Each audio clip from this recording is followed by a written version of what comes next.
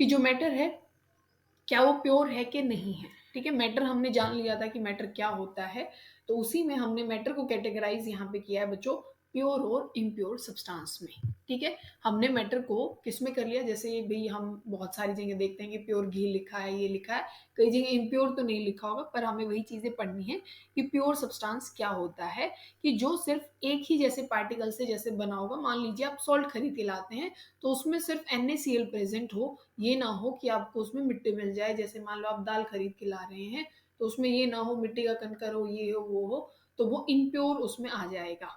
ठीक है, तो जैसे अगर मैं डायमंड बोलूं, सॉल्ट बोलूं, सल्फर बोलूं, या कोई भी और एलिमेंट है, जो एलिमेंट आ जाता है, जैसे हम ये कह दें, पेन कहाँ गया, हाँ, कि अगर हम आयरन की बात करें या फिर हम टिन की बात करें, लेड की बात करें, किसी भी जो एलिमेंट की अगर हम बात कर रहे हैं बच्चों, किस चीज की, एलिमेंट की, तो वो प्योर सब्सटेंस होता है, क्योंकि अगर आयरन में आप बात करोगे तो आयरन ही प्रेजेंट होगा। ठीक है, आपको प्योर सब्सटेंस का मतलब समझ में आ गया होगा।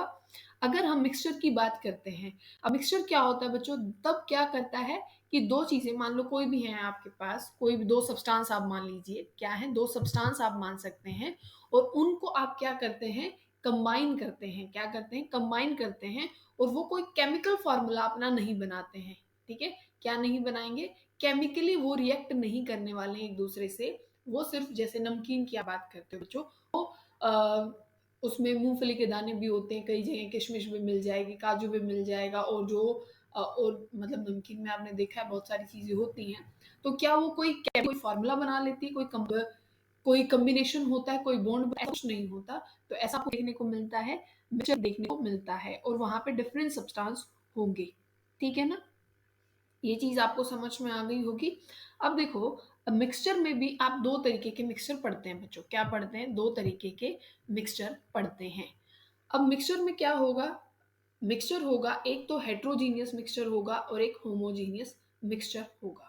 ठीक है, अब यहां से आप मतलब जो प्रॉपर डेफिनेशन है उससे आप समझ जाएंगे कि आप उसको मतलब क्या आप टोटली मिक्सचर को कैसे आप बता सकते हैं कि मिक्सचर क्या होगा, क्योंकि कई बार सॉल्यूशन को भी इसी में अरेंज कर दिया जाता है। हम ऐसे ही रैंडम बोल देते हैं ना, भाई नींबू का पानी बनाया, तो हम कह देते हैं भाई ये नींबू का और इस चीज का क्या हो गया, मिक्सचर हो गया। तो अब इस चीज को समझना कि हम कैसे मिक्सचर को कंप्लीटली डिफाइन करने वाले हैं। ठीक है, जैसे आप क्या कर रहे हो, आपके पास पानी है, पानी में आपने क्या वहां पे डाला, चीनी भी डाली है, नींबू भी वहां पे डाला है, यहाँ पे आप प्रॉपर इसको मिक्स करोगे। अब इसको क्या है, आप सेपरेट नहीं कर सकते हैं बच्चों, और जो भी आपने मान लो एक प्रॉपर सेचुरेशन का क्या बनाया, नींबू पानी बनाया है, तो हर जगह पे उसके पार्टिकल एक ढंग से, मतलब एक प्रॉपर अरेंजमेंट में अरेंज होने वाले हैं, जिनको अब आप सेपरेट तो नहीं कर सकते हैं, कि ऐसा तो नहीं कर सकते ना नींबू को मैं बाहर निकाल लाऊंगी, ऐसा नहीं हो सकता। पर आपने मिक्स किया है, ठीक है ना, आपने वहां पे क्या किया, यूनिफॉर्म तरीके से मिक्स किया है, तो इसको आप होमोजीनियस क्या बोलेंगे, मिक्सचर बोलेंगे। ठीक है, जैसे हम जो नींबू पानी की बात कर रहे हैं, वो कोई केमिकल फॉर्मूला तो नहीं बना ना, कि केमिकली कोई फॉर्मूला वहां पे बन गया, केमिकल कोई फॉर्मूला नहीं बना, आपने दो तीन चीजें ऐड की और एक मिक्सचर वहां पे बना है, पर वो होमोजीनियस है, क्योंकि हर जगह पे एक प्रॉपर अरेंजमेंट है। जैसे मैंने नमकीन का एग्जांपल दिया, वो भी मिक्सचर है, पर वो हेट्रोजीनियस है।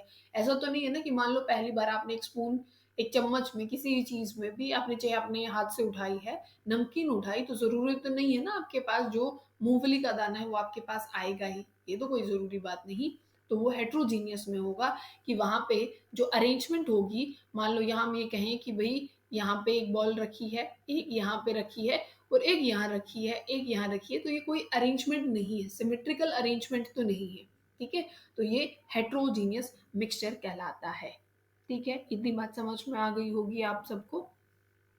अब यहाँ पे क्या है, जैसे पानी में आप मिट्टी को मिला दें तो वो सेटल डाउन हो जाएगी, नीचे मिट्टी ज्यादा होगी, और जो पार्टिकल्स बीच बीच में पानी के जो घूमते रहते हैं, तो ये हेट्रोजीनियस मिक्सचर कहलाता है। मतलब कि अगर मैं ये बोलूं कि होमोजीनियस और हेट्रोजीनियस में डिफरेंस क्या होने वाला है बच्चों, ये सारा यहाँ सब कुछ लिखा हुआ है। ठीक है, इसमें सिर्फ ABCD करके वो सारा जब अलग आया पॉइंट। होमोजीनियस क्या होता है, जो यूनिफॉर्म कंपोजिशन का होता है, जैसे बना रखा है, तो पूरे सॉल्यूशन में एक यूनिफॉर्म पैटर्न होगा, जैसे आप जो कोल्ड ड्रिंक भी जो पीते हैं, ऐसा तो नहीं है कि नीचे वाली ज़्यादा मीठी होगी, बीच वाली कम होगी, ऊपर वाली बिल्कुल मीठी नहीं होगी, ऐसा तो नहीं होगा। तो यूनिलीन होता है बच्चों, कंपोज़िशन उसकी आएगी, तो ये होमोजीनियस कहलाएगा। और हेटेरोजीनियस में यूनिफ़ॉर्म जैसे पानी में मिट्टी है। अब क्या है कि जो होमोजीनियस मिक्सचर है उस उनके कंपोनेंट्स को आप अलग नहीं कर सकते हैं, पर हेटेरोजीनियस को आप क्या है उसके मतलब कोई भी प्रोसेस लगा के, कोई फिजिकल प्रोसेस लगा करके आप सेट कर सकते हैं। जैसे मिट्टी है बच्चों, मिट्टी पानी में मिट्टी है ना, नीचे ये मिट्टी है, तो इसमें हम क्या करेंगे, फिल्ट्रेशन कर देंगे तो वो सेपरेट हो जाएगा। फिल्ट्रेशन आप कर दो तो सेपरेट हो जाएगी, मिट्टी अलग हो जाएगी, पानी अलग हो जाएगा। तो हेटेरोजीनियस मिक्सचर को आप सेपरेट कर सकते हो। इतनी बात समझ में आ रही है? फिर क्या है कि जो आप होमोजीनियस मिक्सचर है उसके अलग अलग कंपोनेंट को आप अपनी आंखों से तो नहीं देख सकते। जैसे कि अगर आपने पानी में नींबू डाला, चीनी डाली, कुछ थोड़ा बहुत नमक डाला, तो क्या आपको नमक अलग से दिखाई दे रहा है? नहीं दिखाई दे रहा। चीनी दिख रही है? नहीं दिख रही। पर मुझे हेटेरोजीनियस में दिख रहा है कि हाँ भाई मैंने मूंगफली का दाना भी डाला है, यहाँ पे काजू भी रखा हुआ है, यहाँ पे किशमिश भी रखी हुई है, और नमकीन में जो सारी चीजें होती हैं वो भी यहाँ पे हैं।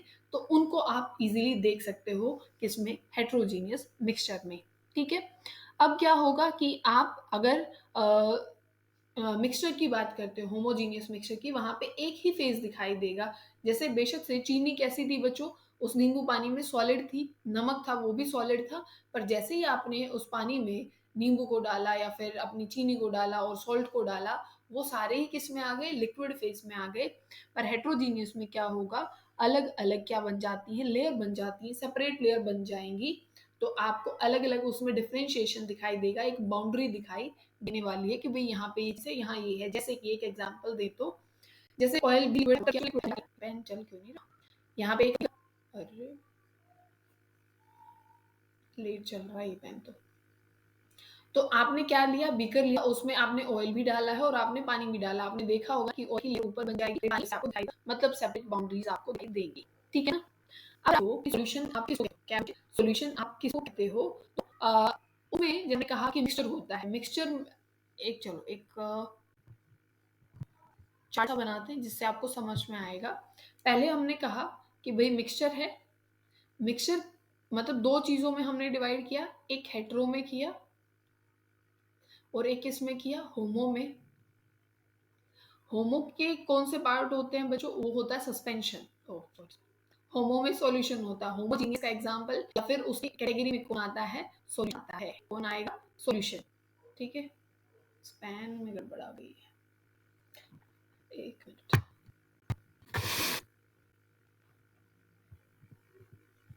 क्या आएगा बच्चों, होमोजीनियस में सॉल्यूशन यहाँ पे आएगा। हेटेरोजीनियस में कौन आएगा बच्चों, सस्पेंशन आ जाएगा और कोलोइड आ जाएंगे, सस्पेंशन और कोलोइड। ठीक है, इतनी चीजें समझ में आ गई। अगर आप सॉल्यूशन की बात करते हैं, उसमें क्या होता है, यूनिफॉर्म मिक्सचर होता है। दो सब्सटेंस हो सकते हैं, उससे ज्यादा हो सकते हैं, उसको आप क्या बोलते हैं, सॉल्यूशन। अब सॉल्यूशन के अलग अलग एग्जाम्पल आपके पास हैं, यहाँ पे लिखे भी हैं बहुत सारे, और मैं बोलती जाऊंगी और आप सुनते जाएंगे, और ये एग्जाम्पल मैं आपको बताऊंगी। इसमें से एक इंपॉर्टेंट क्वेश्चन भी है जो आपको ध्यान रखना है। देखो, आपसे कई बार पूछा जाता है भाई लिक्विड इन लिक्विड, जैसे एग्जाम्पल है अपना वाटर और इंक है, लिक्विड इन लिक्विड होगा।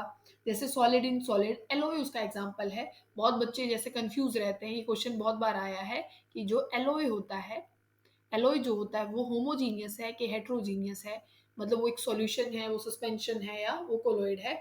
जो जो एलोय होता है वो सॉल्यूशन होता है क्योंकि वो होमोजीनियस मिक्सचर होगा। ठीक है, वो होमोजीनियस मिक्सचर होता है, या तो मेटल नॉन मेटल मिक्स होते हैं या मेटल मेटल मिक्स होते हैं। ठीक है, तो उनका क्या बनता है, अपने पास एलोयस बनते हैं। ठीक है, ये होमोजीनियस होगा और सॉल्यूशन में ये आता है। जैसे सबसे पहले अगर एलोय की बात की जाए तो जो सबसे पहले मतलब जो क्रिएट किया गया इंसान के द्वारा वो ब्रोंज था। ठीक है, ब्रोंज क्या होता है, कॉपर में 12% या ऐसे 20% के आसपास टिन मिला दिया जाता है।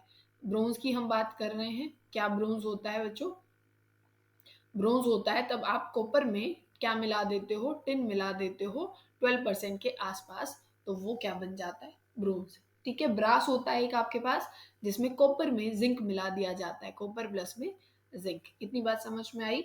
फिर क्या है कि सॉलिड इन लिक्विड, बताओ कि सॉलिड में मतलब लिक्विड में क्या हो, नहीं, हाँ, लिक्विड में क्या हो, सॉलिड हो, तो जैसे अपने पानी में शुगर मिला दी जाए तो यही तो है, मतलब लिक्विड में सॉलिड।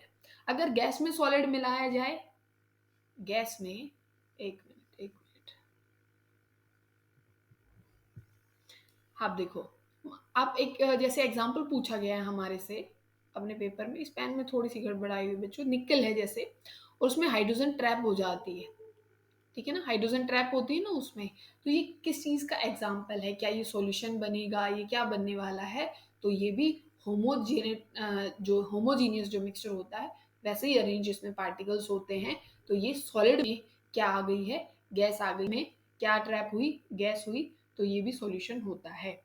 अगर आप बात करें कि लिक्विड में गैस का एग्जाम्पल आप सबको पता होगा कि पानी में क्या रहता है, ऑक्सीजन रहती है, तो ये एग्जाम्पल किसका होगा कि जो लिक्विड में क्या प्रेजेंट होगी, गैस प्रेजेंट होगी, ठीक है, इतना समझ में आ गया।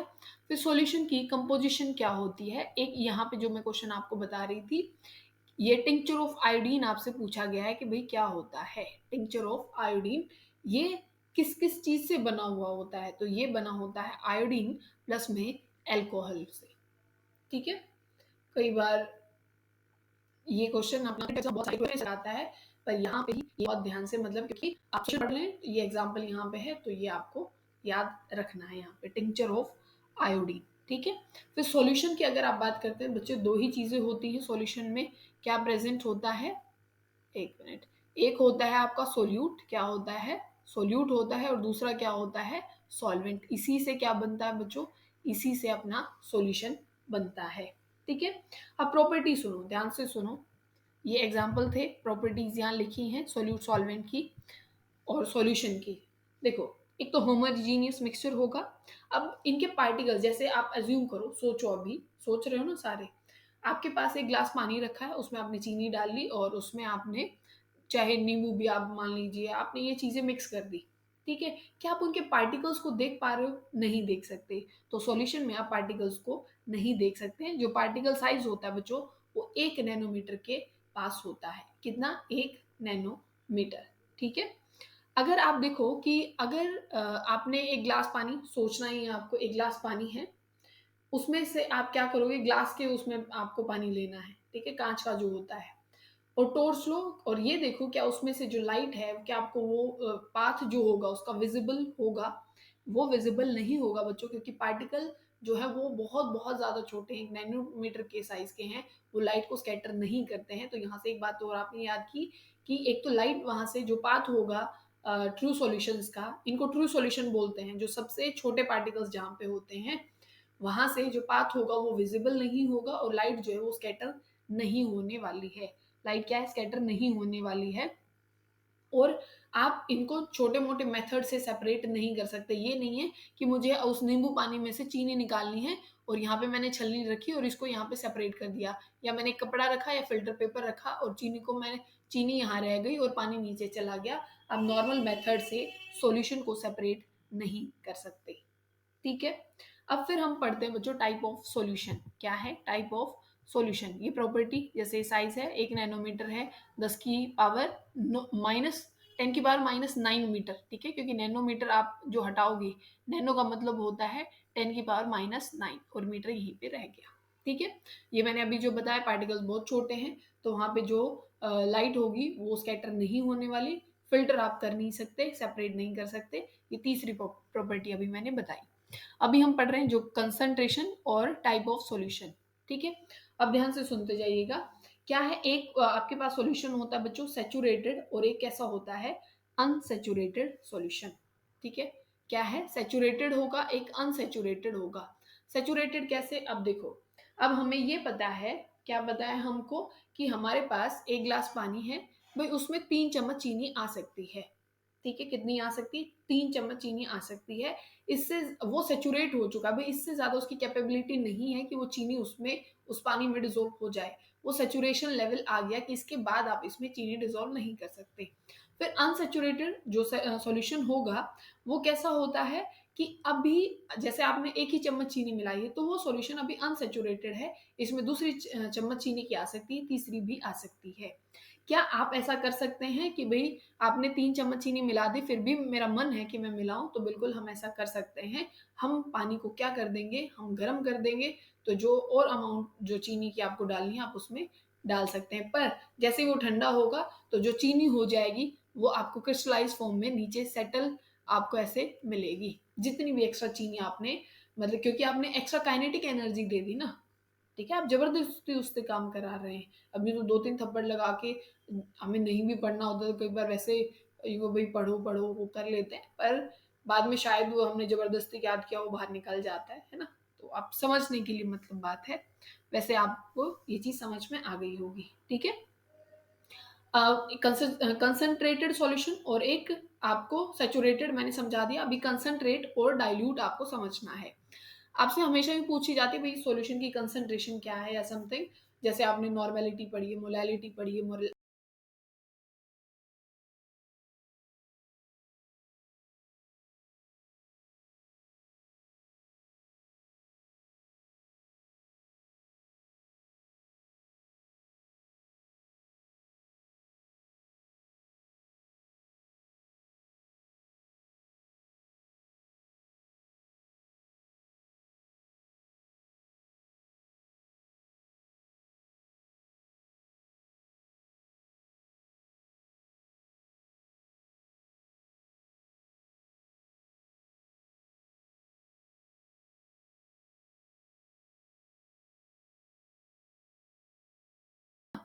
तो ये सब कुछ आपने पढ़ा है। अब देखो, अब अगर हम ये देखें कि भई कंसंट्रेशन सॉल्यूशन की एक तो आप ये बात करते हैं, ये सॉल्यूशन आपको अरेंजमेंट के हिसाब से मैं आपको बता रही हूँ कि आपने क्या किया कि भई आपके पास ये मिल्क है, ठीक है? आप इसमें दूध मान रहे हैं। चीनी भई पहले एक यहाँ पार्टिकल था, एक पार्टिकल यहाँ है, एक यहाँ पे है और एक यहाँ पे है, ठीक है? ये कंसंट्रेशन थी। फिर आपने और चीनी यहाँ पे ऐड कर दी, भई एक पार्टिकल यहाँ आ गया, यहाँ पे आ गया, यहाँ पे भी, यहाँ पे भी। एक सॉल्यूशन पहले बना था, एक अब बना था। तो जो दूसरा सॉल्यूशन आपने देखा, उसकी जो कंसंट्रेशन थी बच्चों, वो वहाँ पे क्या थी? ज़्यादा थी। ये कुछ टर्म्स आप जैसे बोलते हो जिसमें आप क्योंकि 2 चीज़ें आप पढ़ते हो ना सोल्यूट और सॉल्वेंट, सोल्यूट जो ऐड किया जाता है, तो उसके बेसिस पे आप किसी चीज़ की कंसंट्रेशन बताते हो, ठीक है? क्या है उसकी चीज़ की कंसंट्रेशन सोल्यूट के बेसिस पे बताते हो। मैंने चीनी का ही बेस लिया ना, भई पहले 10 पार्टिकल थे, मान लो फिर 20 पार्टिकल हो गए, तो बाद में कंसंट्रेशन ज़्यादा हो गई, पानी की अमाउंट उतनी ही रखनी है, वो नहीं बढ़ानी।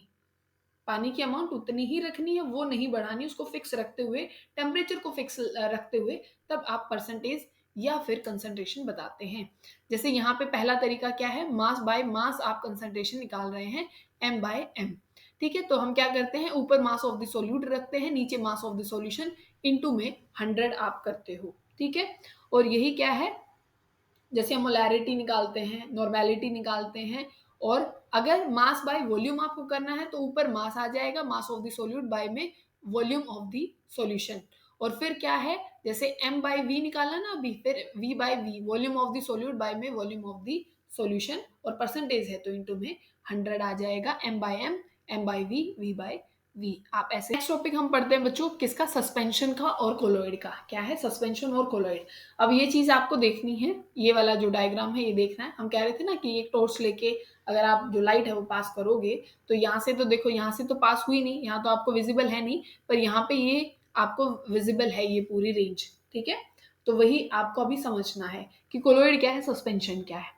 देखो, अब बहुत ध्यान से और चीजें समझना, जो अपने देखो नेचर में जो छोटे छोटे पार्टिकल, डस्ट पार्टिकल्स रहते हैं, जैसे अपनी एनसीईआरटी में एक डायग्राम भी दे रखा है, वो दिखाते हैं एक बारी आपको।